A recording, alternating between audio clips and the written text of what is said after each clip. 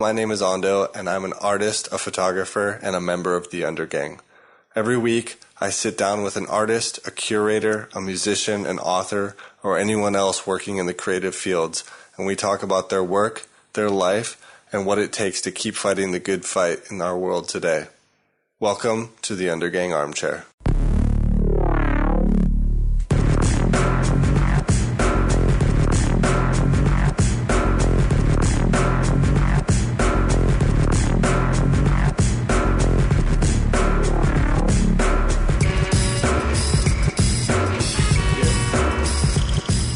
Hey, alright gang, welcome to the show. Time's relentless march forward brings us many things: spring weather, flowers on the trees, and episode 23 of this very show. So gather around, welcome. We have a really good show today for you guys. We have Daisy Løvendahl on the show today, and that's going to be a great talk. I'll tell you about her in a little bit. Don't have a lot to talk about on the top end here. I don't want to apologize, but I just want to clarify to the National Museum here in Denmark that I don't mean to talk shit on Twitter. I was just a little disappointed, you know? We went to the First Friday show last Friday in order to see my good friend Jacob Ausebot, among other photographers. Shout out to Maria Frank, by the way, for writing into the show. She also was taking part. But they were taking part in kind of a photographic performance in which they showed works and then destroyed them. And I wanted to see that. However, they moved, without telling anybody, the show to a cinema, a small cinema inside the museum, and that quickly sold out. And then I kind of wandered around, and it didn't seem like there was much to do. I could drink expensive beer. They promised food, and in fact there was one type of food which was quite expensive as well.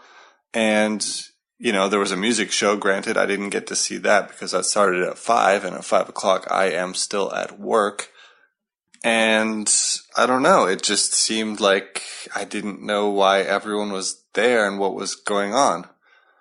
And it just seemed fancy and posh and unengaged, uninspired even. So, SMK, I don't say it with hate. I say it with love. Step it up. Do something. Bring some more for your audience. Let's engage. Let's take part. Let's do something a little more hands-on is kind of what I'm asking for. But, I like your museum in general. I think you guys do a good job. You just need to do a little better job of having these Friday events. So, that was that. I was really sad afterwards and was going to go home and feel defeated. And instead, I was coerced in a good way to go check out New Shelter Plan in Vesterbro. And I'm telling you guys, quietly, ever so quietly, perched up on the hill there in Carlsbergbyen, there's a new exhibition space which is doing really good work. I've seen 3 of their shows so far. Each show is different from each other. Each show is interesting, questioning, dynamic. They're hosting an art book fair the 10th through the 13th of April in a supermarket. They're selling books. They've somehow managed to talk a supermarket into hosting a book fair. There's all sorts of cool shit going on up there. I will put a link to it on this week's episode guide. But check them out. It really left me feeling warm and fuzzy there on Friday after the disappointment. So these guys are not afraid. They're doing good work. I will, like I said, Art Book Festival. Check it out. What else we got going on? Right. I want to personally invite you guys also to a fundraiser. Our producer, Laura Palmer, is part of a group called Africa Contact, which is a nonprofit NGO group which helps develop other nonprofits based in Africa and develop the flow of money in terms of getting it to the right places. They are this Sunday, April the 13th, showing 2 short documentaries about Somalia. They're serving Somali sweets and chai tea, and they're hosting a discussion and debate on youth empowerment and gender equality in Somalia. I've seen these movies. They're really interesting. They're short. They're 25 minutes. And they're raising money in order to send 2 of their volunteers to Somaliland to meet with some local homegrown nonprofits there who are trying to get off the ground. So this is a good cause. I know the people working on this. It's for real. The group's called Africa Contact with a K. Huset in Copenhagen, the old venerable cultural institution Huset, is hosting the event in the cinema Biograf, and you should go check that out. It'll be interesting. It'll be different. And it's a great space, and it'll be a nice chat and a nice movie and all that good stuff. So you can check them out. They're on Facebook. I think they're the event. So Africa Contact with a K, their Facebook group, if you want to check that out. And please do. I will be there. What else we got? Don't have that much to say otherwise. Today's guest, like I said, is Daisy Løvendahl. And I don't blame you if you haven't heard of her, because she quit the art world about, I don't know, I guess 5 years ago or so. And an event triggered this. But the reason I talked to her is because first twice I happened to see her work kind of in behind the scene ways. Once while printing works, and another time while framing works. I happened to see what she was doing, and was really struck by how beautiful the images were. And being who I am, I was just kind of interested. Who's this? What's going on? What are you doing? The usual inquisitive me. And I talked to her a little bit. She was very nice. And then I didn't see her for a couple of years, and then spoke to her again. And she was kind of saying, oh, well, I kind of got out of it. I don't really do it anymore. And this, of course, is really fascinating to me because of the questions that we raise in this podcast about why art and why the art world. And, I was talking last week with Esbjørn about, engaging why make art when there's so many other things you can do, and how art has to defend itself constantly. It's one of the only creative expressions that has to constantly justify its own existence. So this was really interesting to talk to Daisy about all these things. And the good news is, it's not that she really quit doing art, it's that she expanded onto bigger and better things, which do include art. But she simply just decided that it was too constrained, the art world. It wasn't going to serve her needs. And I will not say any more about that, because she is going to tell you all about it right now. So please enjoy the talk with Daisy Løvendahl. It's a good one.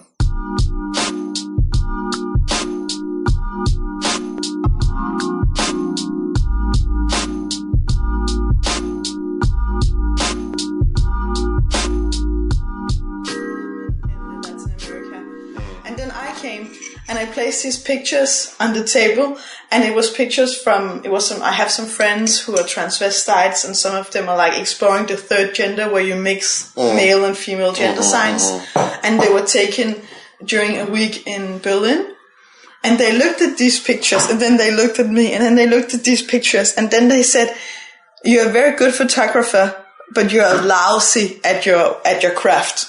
Really bad." Like the prints themselves. Yeah, the prints themselves are ugly and horrible, and you have a lot to learn about technique. Well, here's the honesty. Yeah, so I was like, okay, well, what am I going to do about it? And then they kind of decided to teach me. So they offered to teach me if I would stay in Mexico.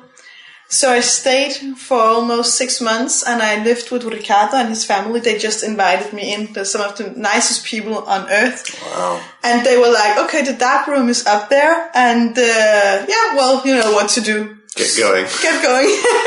So wow. I worked, and then I visited all these photographers and showed them my pictures and looked at their work.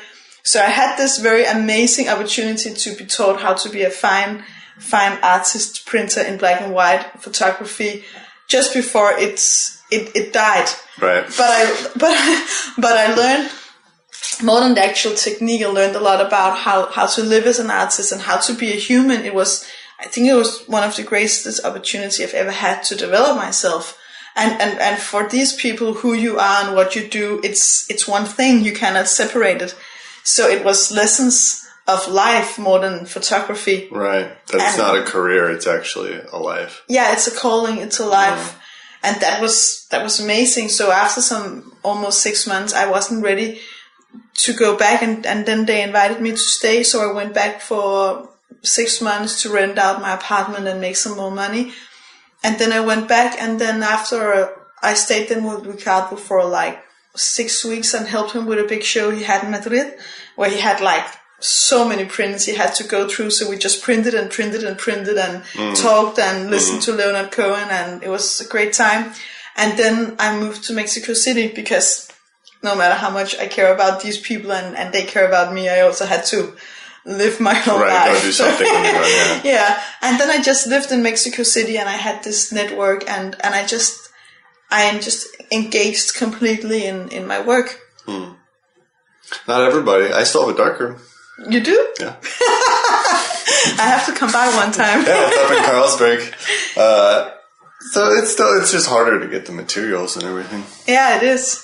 But I love that stuff. It is amazing. Kind of just for beginning with, where did you grow up? You grew up here in Copenhagen or what? Yeah, my first years I grew up in Copenhagen.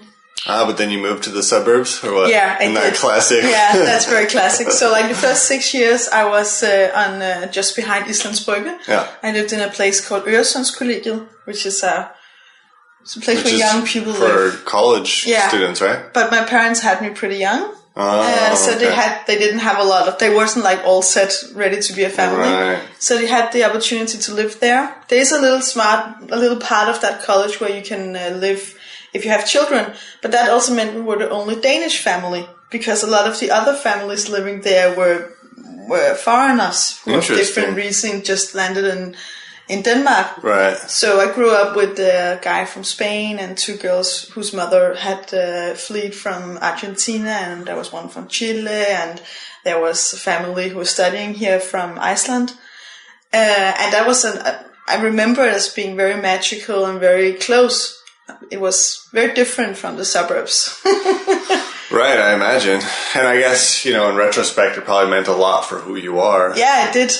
I mean, I remember when we moved, when I was 6 years old, we moved like 20 minutes away, not very far, into this. It was like the ideal of the 80s that you could have a very cheap small house, the rækkehus. Right. Where The it's just like condominiums. exactly, with a little piece of garden. Right, a little dog, exactly. little car. We didn't have a dog though, but and for me it was a nightmare. I missed my friends. I felt outside. I didn't know how to communicate. All the rules were different.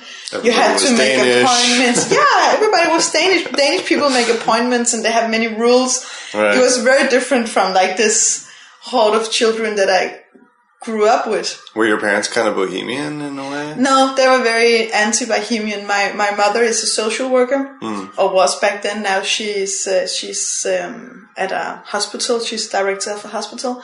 And my father has always been in the military.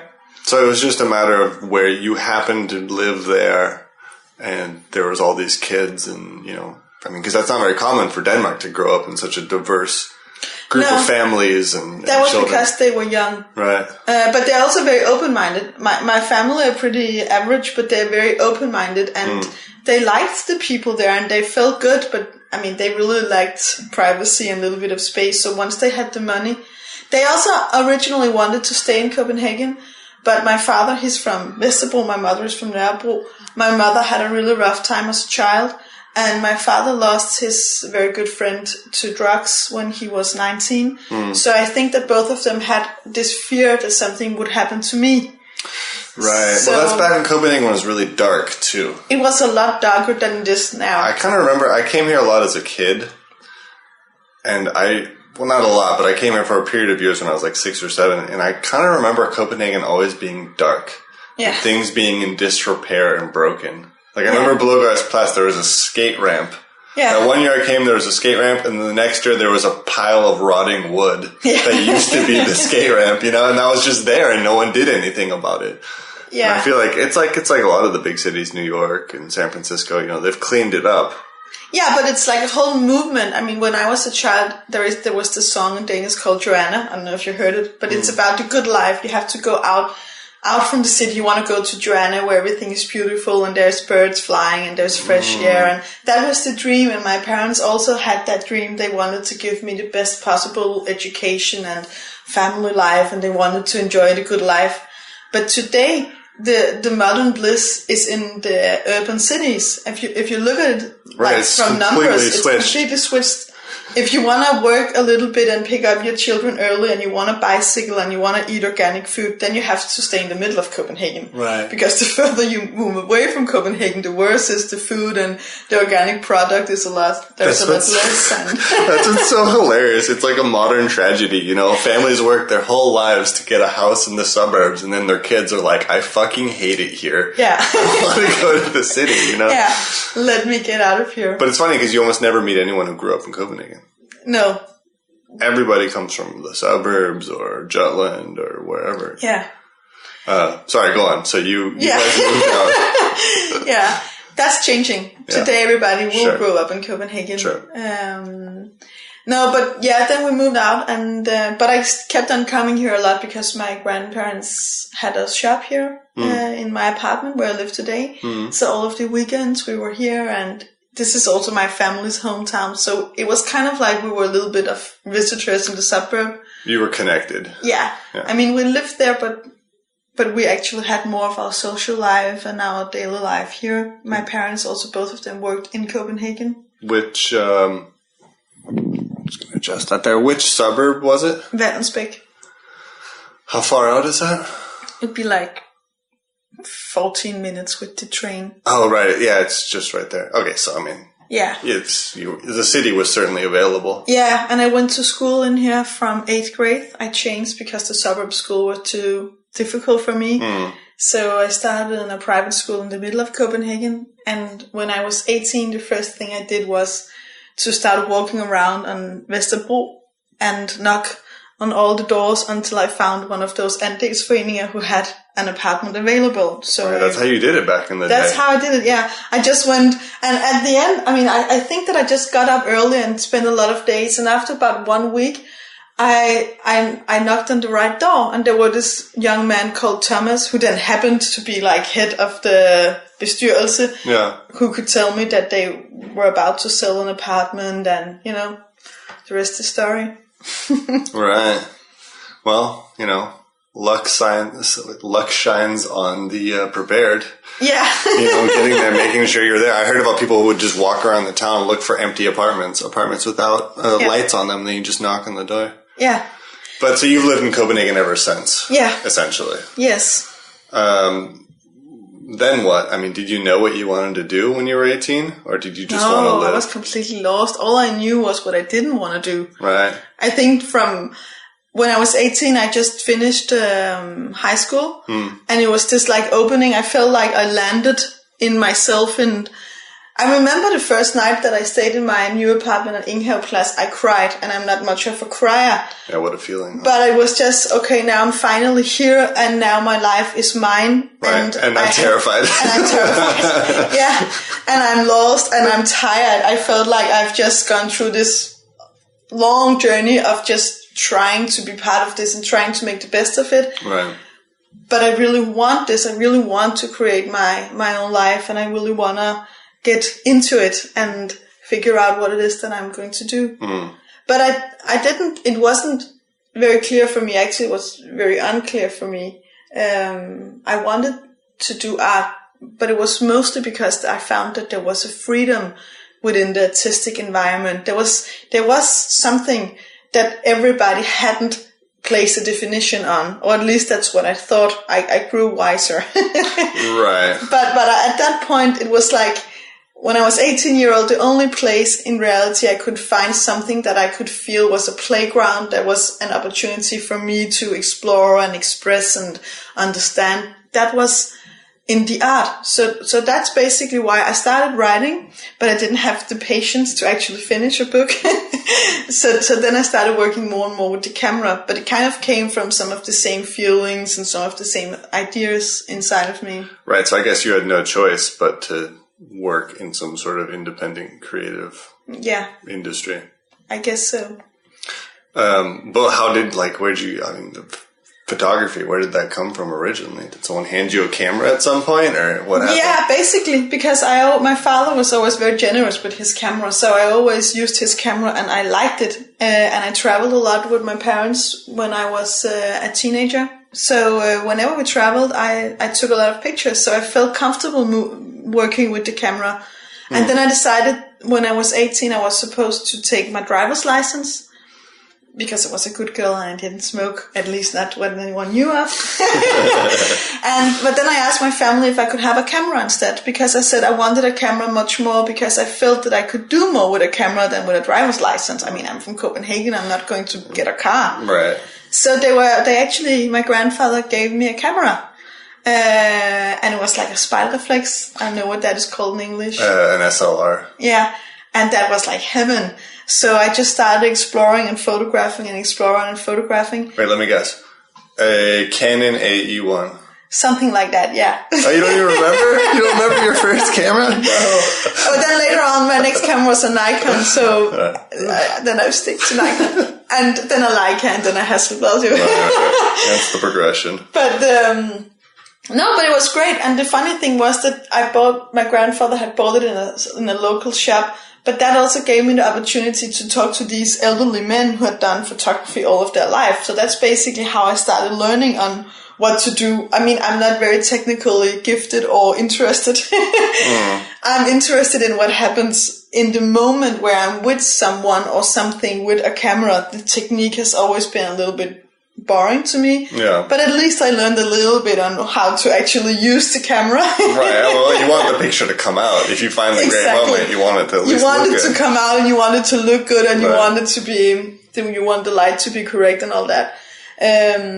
So that's how I learned. I just explored and worked with my camera. Those old men really are wizards. Yeah, they are. I went to art school, I studied photography and all that stuff, but I worked in a photo store for 3 or 4 years, and I learned more there about cameras themselves and about making images than any school I ever went to. Yeah. It's the same thing, those dudes who've been making photos for 40 years, Yeah.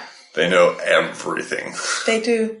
They do know everything. But did you start looking at it like a thing that you wanted to get educated in? Or did you just like, here I go, I'm at it? No, I wanted to get educated because I wanted to be better. I felt that I wasn't good enough. And I felt that there was something about who I am I good enough? There was a self-esteem factor, but there was also, I want to learn something. I believe that there are something you just have to learn, you have to know in order to be good at something. It's not everything that a musician also practices music and so forth. So I wanted to learn, so I actually wanted to have some kind of education, but then what happened was I got accepted to a school, but Fata Morgana. But because I was a high school student, I couldn't get any kind of support. So I worked a lot, and at one point I just got too exhausted. I mean, I was working all the time in order to have money to pay for my own apartment and have my life and pay for my materials. So it just felt too difficult. So I lost track, and then I started at university instead. Mostly, that was like my second big cry in my youth, because I just kind of applied because I also had all this pressure from my family, and then they accepted me, which I didn't expect to get into university. Shit, now what? So I was like, damn. But then I decided to try and say, okay, I'm going to try, and it was my intention to continue as a photographer at the same time. What were you studying at the university? I started studying just like the humanistics, right. And then I went on to journalism, which I completely flunked because I'm very good at all the research and meeting people and getting the story, but writing it in the right way, I suck at that. And then I changed to communications. But at the same time, I studied philosophy. So I ended up, after like 13 years in university, having a degree in philosophy and communications. I'm so jealous of the people who, I don't know if I should be, but that whole thing where you could go to school literally for 15 years. Yeah, it's amazing. It's not like that anymore. No, and for me, It was perfect. It was a playground because I had my university. I've learned a lot. I'm really, really grateful for my academic path today. And at the same time, I opened a gallery and closed a gallery and moved to Mexico and came back again. And it was very creative and great years in many ways. Right. So but you managed to continue making images the whole time? Or Yeah, more or less. Yeah. More or less. Was going to Mexico, was that academic or was that? That was just pure bohemian. Right. Because I can. Because I can, yeah. Right. And actually, when I looked at it, it was like an impossible project. But I just did it, and then I rented my apartment here, so I had some money coming in every month. Right. And then I worked over there, and I had some shows, and I lived. I mean, I've spent very, very, very little money. It was like the 1 year of my life where I didn't buy anything besides from cheap food. Right. And films, of course. Right. I had these huge bills on buying films for my camera. Right. But that was pretty much it. And then I also worked. I was lucky enough to I meet some great people who handed me some jobs here and there. In Mexico? Yeah. Yeah. And just made it happen. I mean, that's the kind of things you can only do when you're young. Yeah. My mom lived in Kenya for a couple of years because the same thing. Someone called her and was like, "Hey, I'm going to Kenya on Tuesday. You want to come?" And she was like, "Okay." Yeah. And then just lived there for a couple of years. Yeah. I don't know. Do you think that's still possible nowadays? Yeah. I guess it completely. is. Completely. Yeah. I think you just have the courage. And you also have, I think it's about having the courage, but also I think that I'm somehow kind of a trusting person. I always have faith. I always have faith that something will come, or I have a very profound faith that if I knock on enough doors, one of them will open, and I will always be able to earn a little bit of money in some okay way, whether that's wedding photography or waiting tables or whatever. I do think that people out there want to help one another. And I've always felt that when I needed a hand, someone has lended me a hand and said, okay, come here. Is that something you've learned or something that you just are? Is that natural? I think it's both. I think it lies within me as a strength. But I also think that the experiences I've had have made those strengths come true. So that way it grows on you. Well, I think it also relates to that saying, which I think is true, which is essentially, what goes around comes around. If you lend a hand to somebody, you'll eventually get a hand. Yeah. You receive what you ask for too, in a way. Yeah. But it takes courage. Yeah. Yeah, it does. And I think that's a principle of life that is very present for me. I'm always very careful of saying yes to things and projects. For me, it's a very profound value that I'm always open to have a coffee with anyone, and I always open up my network, and I always try to recommend people and connect them, because for me, it's like if we lose that, we lose something that's very valuable, but we also lose our basic humanity. That's what makes humans beautiful, is the fact that we can open up and share and be generous. Right. Now, I don't know if I'm being a jerk here, but is it hard to be that way in Denmark? Because Danes they're very open once you get past a certain point, but breaking the ice can be tough with Danes in my experience. Once you get through it, you get everything. You get everything, Yeah. But, let's just say Danes aren't very nice in the supermarket. When I feel like there isn't that kind of basic human respect to some degree if you don't know somebody. Yeah. As soon as you know them, everything's available.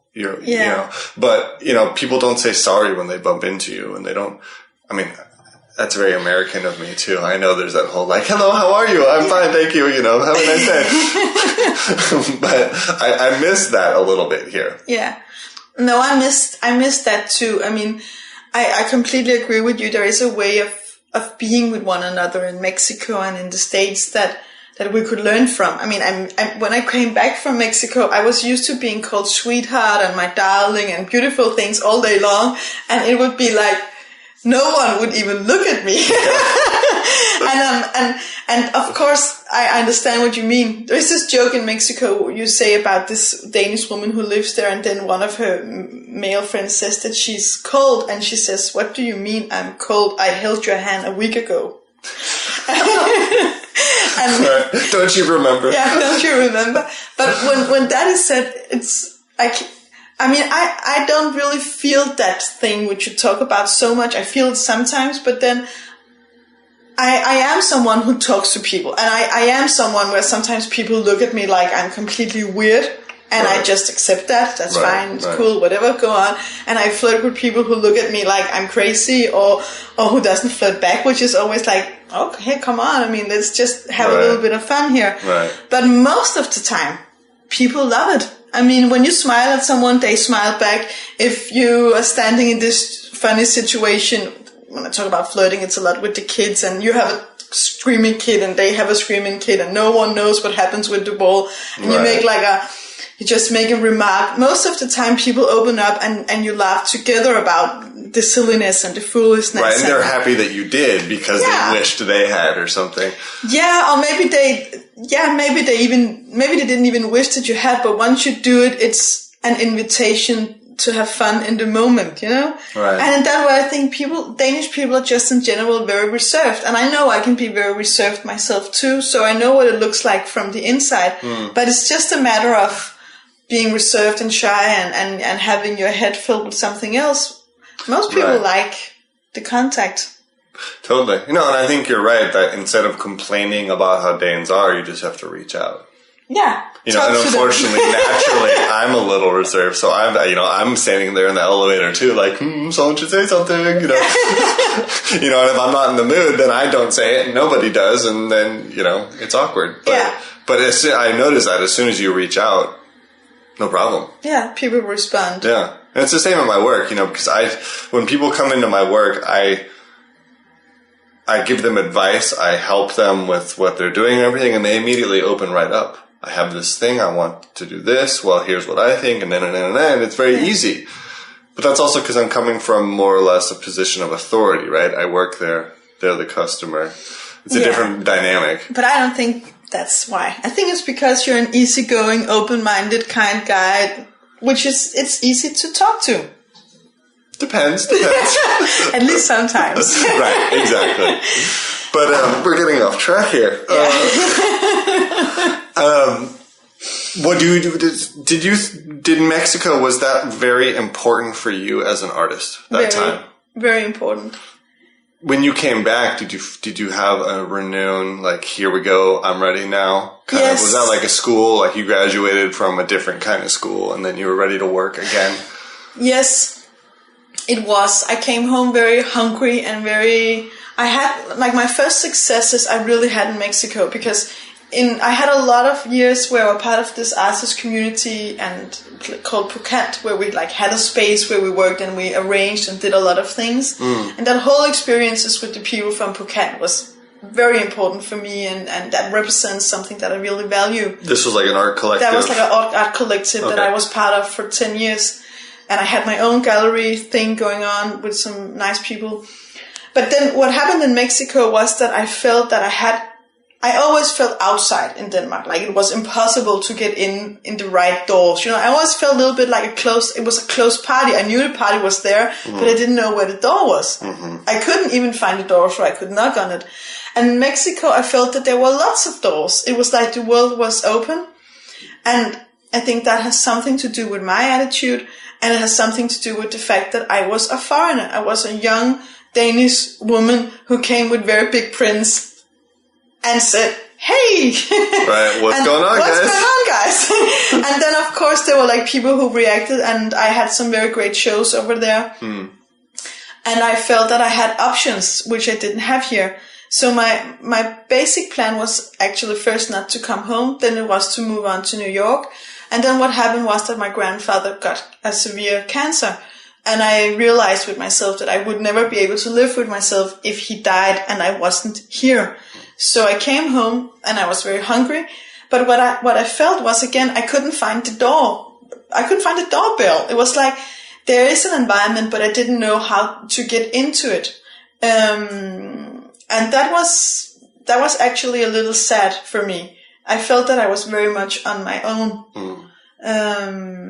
which actually led me to get into the school called the School of Photography. Right, which is an independent... Yeah, exactly. Right. And there I met Johnny Jensen, Signe Vad, and Mads Gamdrup. And particularly Mads Gamdrup made a huge difference for me. And then I started getting into the more established world here in Copenhagen. And I had, one year was 2007, where I had several shows and I got accepted on some of the bigger ones, like the Center, like... This is where I met you. Yeah, that is where you met me. Right. So you found a door to knock on. Yeah, I did. And I realized that the one show would always bring more shows. And then I actually, for the first time, felt that it was possible to become an artist and a photographer more professionally in Denmark. So this is when you thought this was the option for being an artist, being a working artist. Yeah. And so then what? Then I retired. What do you mean? Just like that? Like you did? Okay, come on. Okay, so for a year you started having shows. It's happening. It's finally happening. The doors are opening. Yes. And then you're like, "Fuck you guys! I quit." Yeah. Why? More or less. Why? Well, it was. What happened was that I became pregnant and I had my first son, and he died. His name was Gabriel. And of course, when something like that happens, you become it was like a perfect time for me to become a mother, because I was 30, I was newlywed. I felt that my career I had a grip on it. I knew who I was as an artist, and I felt that the world accepted me. It was huge for me. Right. And then he died, and it was like everything fell apart. It was basically like you are where you are, and suddenly it was everything. It's like being... Yeah, if you think about it, it was like being shut inside of a dark, dark room where everything is just misery and pain, physically and mental pain, and it's all dark.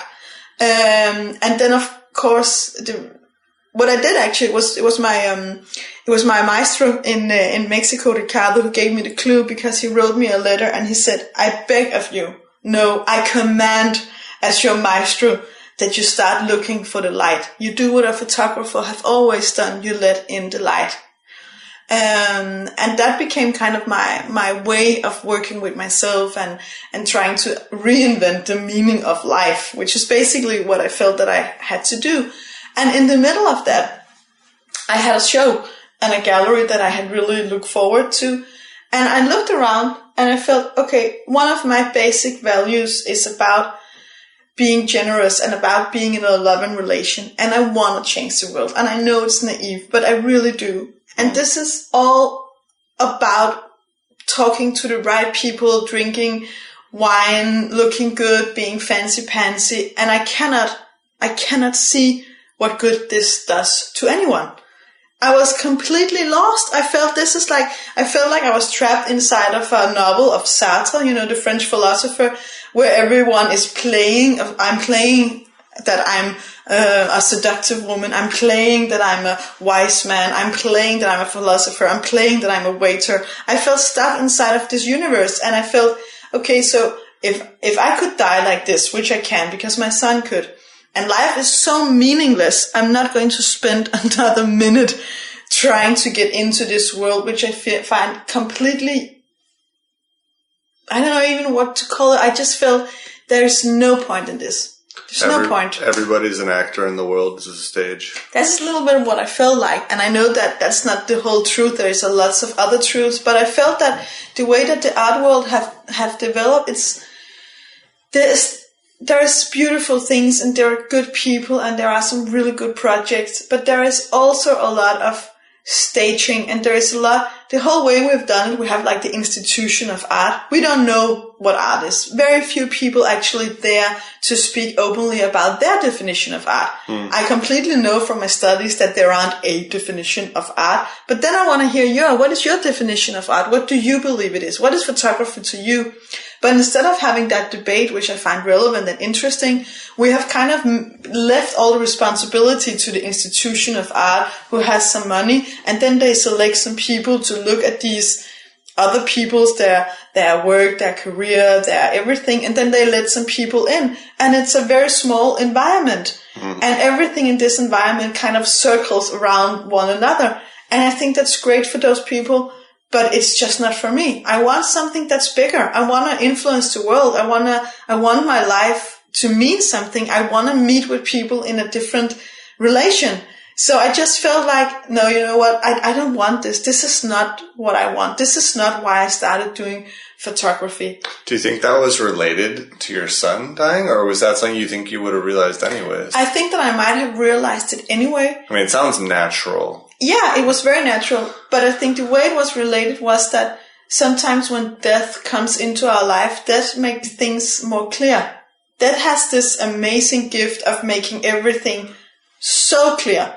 It's like whenever all the little things you have in your head and in your life and all your little worries, once you're faced with death, it is like also wakening up and in this bright, bright light, and you see things so clearly. It recontextualizes what's important in the world. Really, yes. What is it that you really want? And I just realized this is not what I really want. Right.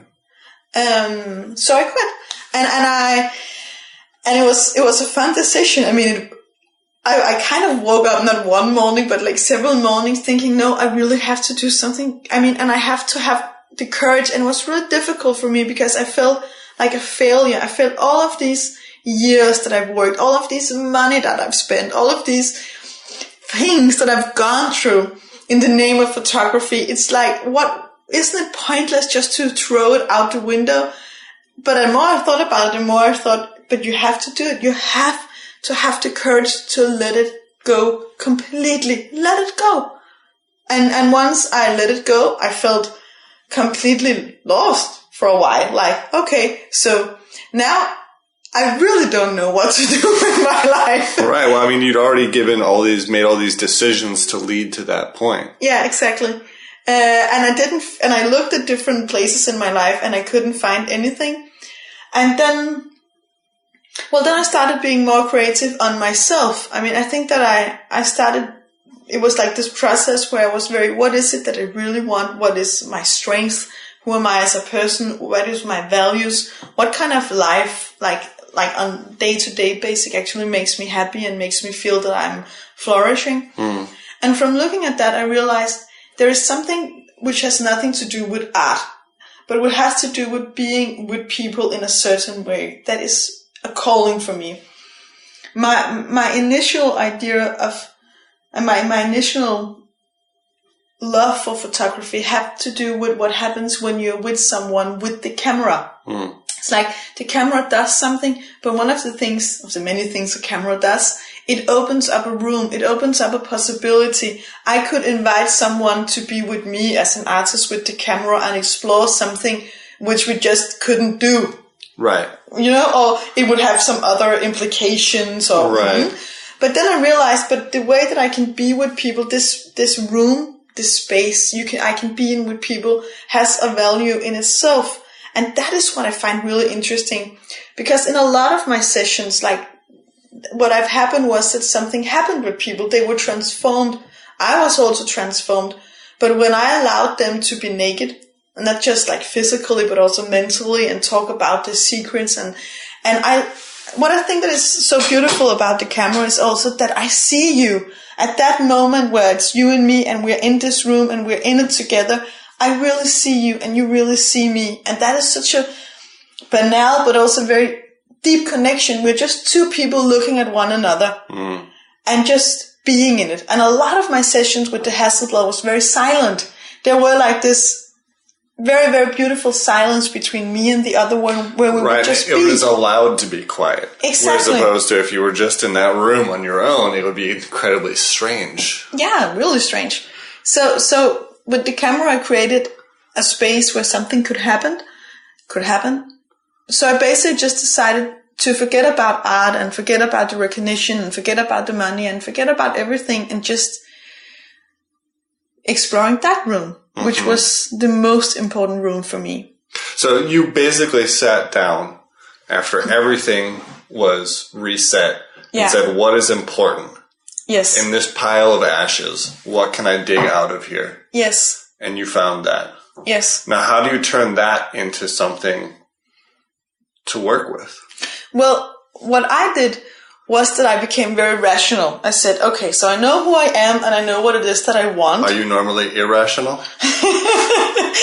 I have periods of time where I'm more or less rational. No, but I'm not the most irrational person. But I kind of, maybe it would be better to say I looked at it like I tried to find a meta perspective. Very practical. Yeah. So I was like, okay, this is who I am. This is what I want. This is something that I know I can do. But I actually don't have the competence. Is that what you call in English? Mm-hmm. I don't have like the actual knowledge. Right. I have a lot of knowledge, but not what I need. So I kind of figured, are there anyone in the world who are in this kind of room with people and who knows what to do? Mm. And then I found, people who are therapists or psychoanalytics or coaches, they actually engage in this room where you transform people by having a conversation and being with them. And that's actually the point. Mm-hmm. So I decided to say, okay, that's what I want. I need to know more about how to be in this room. Basically, as when I once got a camera, I had to learn how to use it. I needed the knowledge. And then I looked around and I found there are several ways of getting this knowledge. And then I decided I'm not going to start all over with university. I mean, that's just not going to happen. I'm not going to spend 5 years studying psychology. And I've read a lot of it already. Mm-hmm. I'm not going to be a therapist because I can't handle sitting in a room with a lot of people where I have to talk about my feelings all the time for 2 years. There's a little bit of prejudice in that. But I actually was accepted in a school where there was a lot of this, we use one another all the time. And 2 years is a long time. And then there were coaches. And I actually thought that coaches were like it was like, what do you call it? It was shallow and they get shit on a lot. But I think there's a lot of bad coaches, Yeah. But then I kind of realized, well, I don't think that I'm particularly shallow. And hey, I've read all the philosophers and I'm actually good at being in this room. So maybe I'm deep enough to be a coach. There was a lot of bad artists too. Yeah. So I decided to be trained as a coach. Trained? Who does a coach train you to be a coach, or how does that work? Yeah, I mean, I took an education, like a coach education, and there you're also trained, and there is a coach watching how you coach, and they give you feedback and all that. Mm-hmm. And then I kind of graduated as a coach. Okay. And then I started what is actually my business today. I started having meaningful conversations with people. Mm. And what do you coach in exactly? What do I coach in exactly? I mean, do you have a specific area you work in, or is it if you need coaching? Well, actually, I got some coaching for you. Yeah, actually, I'm not even a coach now. Isn't that fun? No, I call myself. You can't sit still. No, I call myself personlig rådgiver, which is more like a personal advice giver. No, what do you say? Yeah. Personal counsel. Yeah, exactly. Yeah. So. A lot of the people that I work with, they just come to me, they pay from their own money and they come with some kind of a longing. Mm-hmm. And most of the people that I work with is people who have a calling. Maybe their calling isn't all their life, but they have a calling. And there is part of them where who they are and what they want in life and what they do actually is one. It's right. I don't have any clients who are like, I go to work and I do that, and then I come back and it has nothing to do with me. Mm. They might have money jobs where it is like that, Sure. But they have something that they want in this world which really matters for them in many levels. And it's probably creative a lot of the time. Yeah, but it's also leaders like in the public system or entrepreneurs and so creative leaders and entrepreneurs. And they have that in common that, I mean, you don't spend, I mean, if you're a leader, you might start out being good at something, but if you have like 50 people working for you or 230, and as one of my clients have, most of your day is basically about developing people. It's about looking at human potential. And if you're good at that, you also care about developing people and you are completely invested in it. Mm. And in that way, they're very much like my architect clients who want to they don't go to work to, be a cool architect. They go to work because they see something. I have one guy who always says it very beautifully, that he sees the potential in a place, and you can see how you can make it a better place for people by doing certain things. So he sees that a lot of his calling is applying his ideas so that something can manifest, so that people can feel more connected and more present in that room. Mm-hmm. And of course also I have artists, and it's kind of fun because some of the artists that I once felt was having like a close party far away from me are now people that I work with. So in that way, life is funny. Right, you found your door in a way. Yeah, and I found my calling, and I found a calling that is. Yeah, I found my calling. If I could do anything in the whole world, I would do exactly what I do. That's great. That I don't have any dreams that's not fulfilled. I mean, there are things I would like to experience, but at the end of the day, I do what I really, really love to do. Well, that's a blessing and a reward for hard work. I mean, you made some choices which were pretty tough, but you made it work. However, you did tell me that you're starting to make photographs again. I never stopped making photographs. You never did, okay. So it never was a matter of not wanting to take pictures. It was a matter of not wanting to engage the established art world. Yes, and it was a decision of not wanting to be an artist with all what that implies. Right, that type of job. Yeah. Seemed shitty. Yeah, it's not that it seems shitty. I don't think it seems shitty. I just realized that it wasn't for me. But I love making pictures. Right, and you obviously like art in general. Yeah, I love it. And I think that art is an amazing opportunity to talk about the world and to talk about the psychology of humans and relations, right, and all of the difficult things in a very interesting and relevant way. Art is a space and it's a place for us to be in, which there aren't many places of. Art gives us the opportunity to have the conversation with ourselves or someone else that we don't have while we're cooking and taking care of our kids and running around. Not that it's impossible in that context, but art in another way invites it. And right, I use art. I mean, I had like a great session last week where I invited super cool entrepreneur to the Statens Museum for Kunst, just to talk about art and the meaning of life. the States Art Museum. Yeah. And in order for him to develop as a leader. Right. Did he engage? I mean, yeah. he could do it? He could do it. And that's also the great thing about art, that most people can do it. Right. I mean, everyone can. Sometimes with a lot of the modern art, I hear sometimes when I bring my clients to very modern things, they're like, oh, this is not art, or it's not for me. Right. And then I always say, yes, it is. You love it. You just have to understand what angle it's coming from. Yeah, and you also have to understand what angle the art comes from, or you have to understand how you have to move yourself. Right. And it's interesting when I had this very fun experience where I asked this guy it was like a video work it's in Statens Museum for Kunst now, celebrating like the 200 years of Kierkegaard. And there are like all these 4-leaf clovers. Oh, 4-leaf clovers, yeah. Yeah, on the floor. Mm-hmm.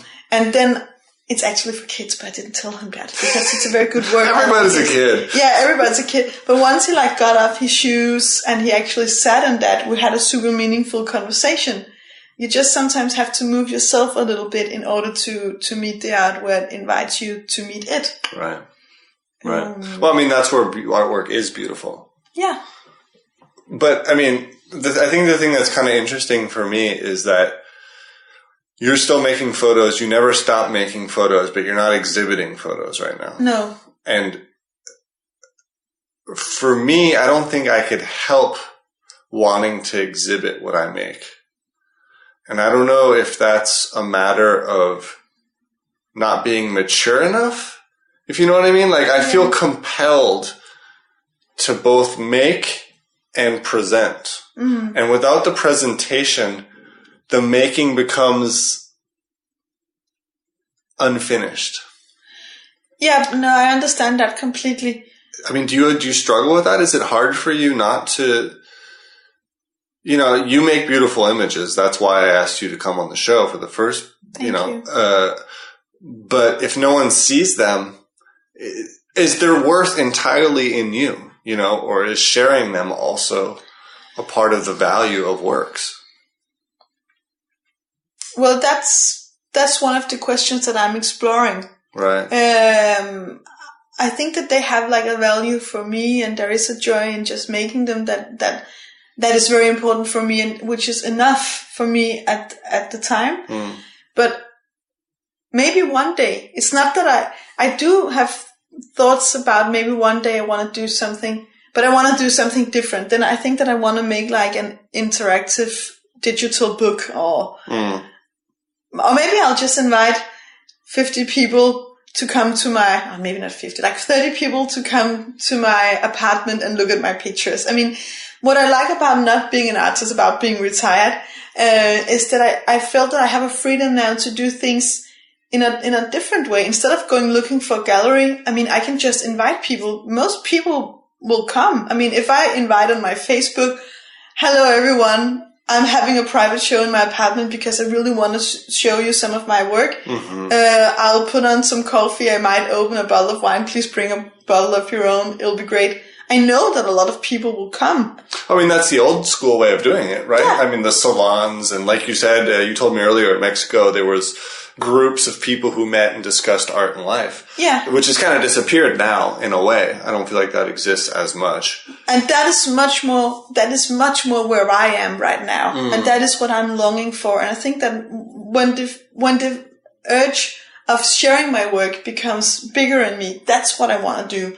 And that's also because that's much more meaningful for me. I don't really care about someone buying my picture. That's not why I make it. Mm. I don't want to be squeezed into this whole idea of it's like, then it becomes a little bit for me this unauthentic charade where everyone, and you kind of hope that the real buyer will be there, or the next gallerist who's better than the one you have will be there. I'm done with that. It's a shit show, for sure. Yeah, I don't want that. But I do want to share my things at one time, I think, with the people that I care about, and I want to make a space. It's actually one of my dreams and one of the things that I have been thinking a lot about in the last year, also because I'm moving closer, more into the middle of the city to buy I've bought a bigger apartment with my husband. And one of the reasons why we've done that is because that I want to take the heritage from Ricardo and make the tertulias in my home. I want my home to be an invitation for people to share their thoughts, their ideas, their artwork, whatever is meaningful for them. And I want to have a home where an entrepreneur and a leader and a nurse and an artist can meet and engage in a conversation, because I find that is for me meaningful. That is something that I want to be part of. Right. So that is one of the things that I can see is happening now. Mm-hmm. Absolutely. I mean, there's more non-profit art spaces in town now than probably ever. I can't really say that because I haven't been here that long, but I've noticed they're popping up everywhere. Young people who are excited about art are starting galleries out of their own pocket.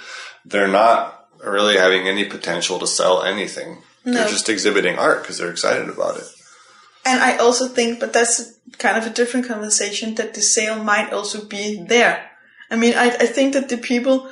Could happen. Yeah, I think so, because what is happening is also that a lot of the greater and older institutions are drying out. Mm. And that's because many people today, they have the same values as we're talking about. They want relations. They want something that they can feel. And what is important to you is also where you direct your money. Mm-hmm. I mean, at the end of the day, you also put them at the coffee shop, not just because you couldn't make your own coffee, because you like the guy there and you like the atmosphere and you like the relation you have with the place and so forth. And there is a lot. I mean, one of my dreams, one of the things I would like to do, I would like to make like a workshop in the Art Academy of Copenhagen to try to open like an entrepreneurial way of thinking for the artists, because I think that they come out so good at what they do. They're some of our biggest talents, and I really admire them as people, as artists. as thinkers, but they have no way of how to interact in this world and this time we're actually in.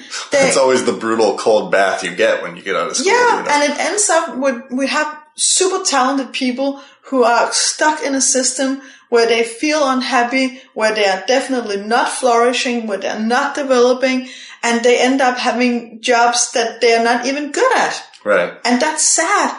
But I think that it is time to think in a different way. And I also think that artist, entrepreneur, counselor, whatever, it's baker, whatever. It's kind of like, stop having all these walls and definitions. Start being more who you are in the context you're in. And also just, you said something earlier, which I found was very interesting about finishing. It's a little bit like also when you've been working for a long time, just doing something. What happens when you start wanting to finish something is kind of like you stop and then you look at what you've already done, not just the opportunities, but what have I actually done? And if you look at that in a wise way, you'll say, what is it? And how can I give it a context? How can I serve this material? Should I put it on the internet? Should I make an exhibition? Should I make some flyers? Should I invite some people? Should I collaborate with a musician or a company? What should I actually do? Yeah. And in that process, it also reaches a different level of being finished. It becomes something, it's like it goes from being unsaid or unspoken and very emotionally combined to you until being something that is ready to share with the world. Right, it gets a new life. It becomes something different. Exactly. And it's important sometimes to finish things just because of that. Exactly. That's what I'm talking about. And that's why I have a hard time just getting a job and saying, okay, I'm a photographer, I make work, I make it, bam, that's it, it's done. Yeah. It needs a life on its own. It needs its own legs to stand on. And so that's why I think your work deserves to come out. Thank you. That's where I think, I guess that is, if we're being really romantic here, why the art world exists. Yeah. Right? Because humankind has always made art which is public. Yeah. It has. And so, there are certainly a lot of concerns about the way the art world's built, and I'm half really happy about the direction it's going and half really worried about the direction it's going, because in a way it's freer than ever. Art is accessible for everybody. If you look at 100 years ago, it was much more closed than it is now. Much more. But at the same time, the money system is very similar how it was. But I mean, it's probably going in the right direction, I hope. I guess.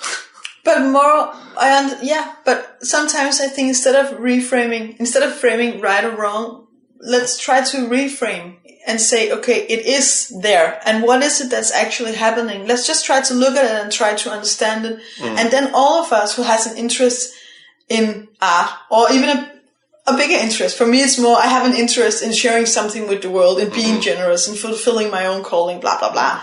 Well, how can I serve? How can I be part of that in a meaningful way? Right. And we all have to figure that out for ourselves. And then we have to collaborate with other people and explore. Let's try something instead of being so. It's also the reason why I pinpoint this right or wrong is because it happens for a lot of my clients that it becomes, but I don't know if this is right or this is wrong. Do I want the art world to go this way? Do I want it? Well, it's kind of hard to say what is going to happen in the future, but maybe you can be very clear on what's important for you now and how can I engage in that in a meaningful way. Right. What is, what isn't. Exactly. And sometimes things also have to appear. And we have to, engage so something can appear. It's a really relevant topic, I think, and it has a lot to do with what, working artists, working creative individuals, people are going through right now. Yeah. And that's one of the reasons I really like being part of this program here, because it's about this discussion and about this engagement. However, I do want to talk a little bit about your work before we finish up here. Okay. Because that's originally, like I said, what attracted me to talking to you and everything. I think you make really, really beautiful work. You're very private about it. It's, you know, I just happen to see it because I happen, you know, first of all, I work at a framer, so you have to get pictures framed. But second of all, I happen to come down to Johnny's, for printing photos at the same time you were there, et cetera, et cetera. But what is it? I mean, you mentioned that working for you is about the connection to people and about how the camera is a tool for cutting away kind of layers of modern life which keep us separated. Yeah. You know, and the getting into, but don't you think that your images can also be used as not just the camera as something for cutting away the layers, but the images themselves for creating a kind of closeness between people? I hope so. I mean, that's some of the things that I hope that it will. I hope that the images, when you look at them, that you will feel some kind of intimate connection with the image and with the people that you are with, and that it will open up you at the end. I mean, I think that what I always tried as an artist was to open people up the same way as I try today when I talk to people. Basically, the goal and the idea is the same thing. And I hope that they can. It's always difficult to say about my own work if it can or cannot, but I do sometimes feel when people have told me when they've looked at my things that something happens, you know, that they open up for something, that there are feelings and that are bigger than they first appear, and that there are layers, and yeah. Do you want to show work again? Do you want to make a new series of works and put it on a wall somewhere? I don't know. Maybe. I know that I continue to work with my images because it's important for me, just because it matters. And I know that at one point I want to stop and look at my things and finish something because I find that important. It's kind of like, it's almost ethical for me. Yeah, well, it is. The world deserves it. Yeah, no, and I deserve it. The work deserves it. Right. It's a lot about, you cannot, I get angry when I find that in other people, so I get angry in myself too, when they just do it, but then they lack both the courage, but also the will and the persistence to actually finish something. And the courage. Yeah, so I know that I have to do that at one point too, but I don't know whether it will be like a private show where I invite some people, or a wall with some pictures, or a collaboration with someone, or a book, or I don't know yet. That is yet to be found out. Right. Well, I mean, I think kind of in conclusion, it seems like you can't be contained in your work. You know, each time we talk about your work, we immediately jump out of the borders of the artwork and it goes into life and about the meanings and about the relations and about engagement and everything. So it seems like you can't work just in that context. It's not about that it just breaks those boundaries constantly. You know, like we've actually barely talked about your work this whole time. And I think that's great because we're talking about greater themes, which is applicable to lots of things. Yeah. But, you know, it's interesting that like you can't stay there. You can't stay where, you know, with the images, with the artwork, with the art world, and immediately just goes bam, you know, and then here we are talking about people and meanings and, you know, the whole stuff. Yeah. And, you know, that's great. You found what you're doing. Yeah. You know, you found what's important and you have a clear idea what's important. Yeah. Now I have to do the creative, I have to find, it's about using my creativity to find the space, and how can I make all these, like the continuous quest for breaking boundaries into something that can be held in a situation, in some kind of a space somewhere, some specific day. Without jumping off the walls and running out into the street and yelling at everybody. Exactly. That's always a challenge for me. Right. Well, I mean, I think it's great. And I think your idea about having the old salon, having discussions about inviting people in to talk is especially relevant. Thanks. Thanks so much for coming on the show. Well, thank you for inviting me. You're welcome. It's fun.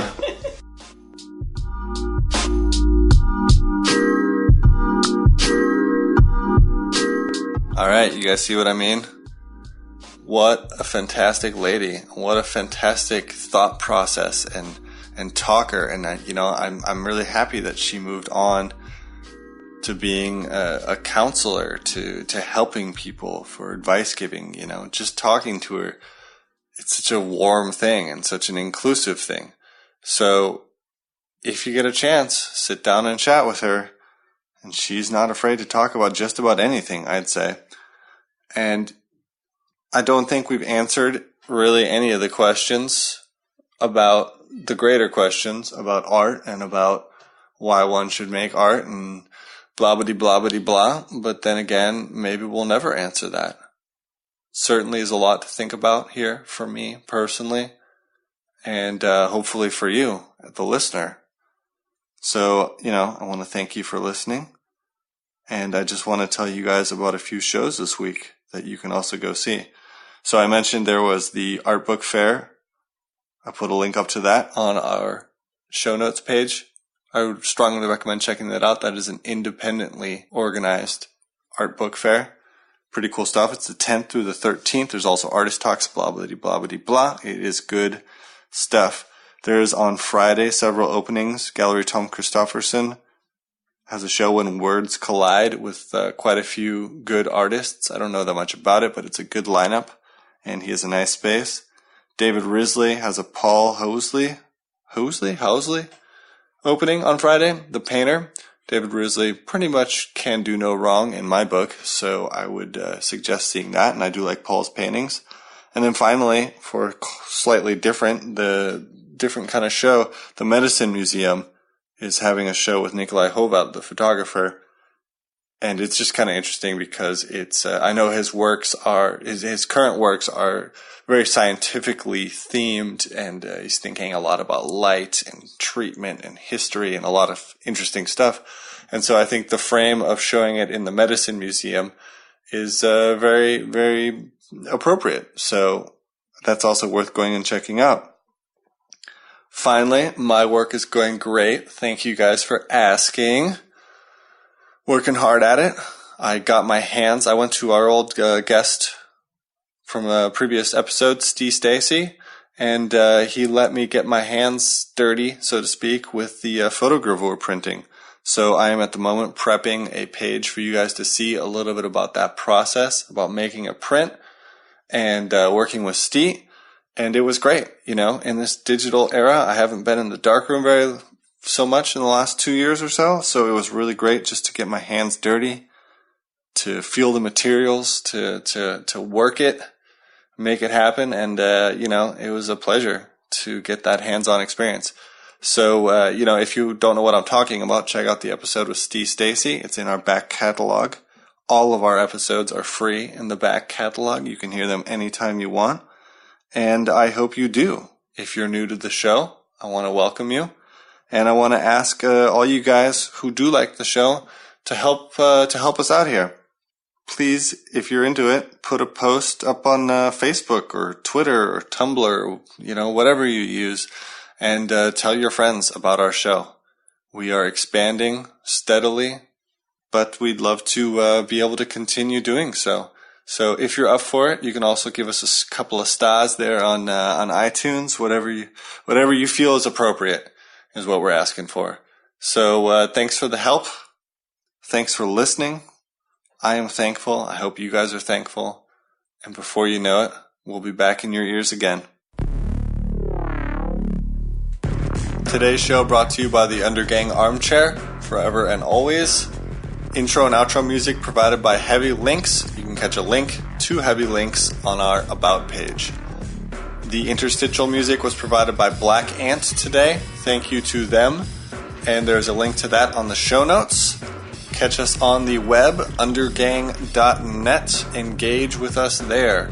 Send us a mail. Find us on Twitter, the Undergang on Twitter.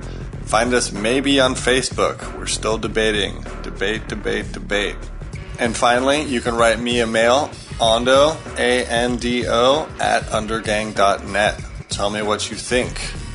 Thank you guys so much for listening. Catch you next week.